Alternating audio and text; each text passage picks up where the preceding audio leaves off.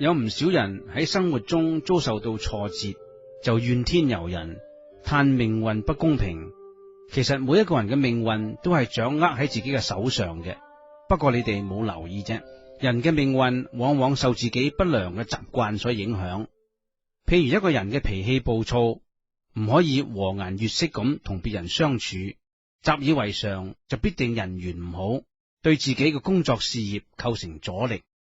有啲人養成吃喝嫖賭嘅惡習，搞到妻離子散；亦有啲人生活懶惰，冇上進心，或者係阿諛奉承、欺騙背信等等，都係自毀前程嘅陋習。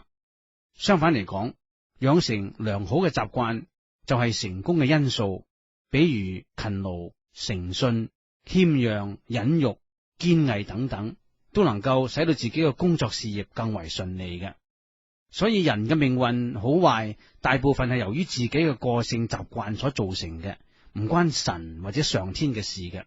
盲目執着情感，亦都會影響命運嘅。有唔少人為咗感情唔順利而自毀前程，所以如果感情處理得唔妥當，不幸嘅命運就會如影隨形咁接踵而嚟啦。如果一個人對於家庭嘅親情、朋友嘅友情、男女嘅愛情過分執着，將會生活喺痛苦嘅沼澤裏邊而不能自拔嘅。要滅除感情嘅束縛，必須以智慧處理，控制感情，不為感情所駕馭嘅。執着權力亦都會影響我哋個命運嘅。有啲人生活喺神權之下，事事都要求神問卜先至敢去做。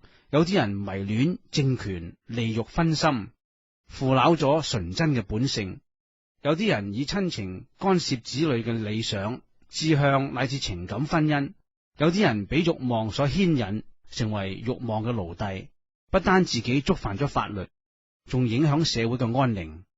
所以影響自己命運嘅要素係不良嘅習慣、糾纏不清嘅感情、過分嘅欲望同埋權力嘅執着。所有以上一切都係由於自己嘅業力所牽引嘅。所謂業力，即係自己嘅思想行為嘅影響力。一個人身口意嘅造作，有善有惡，善有善報，惡有惡報。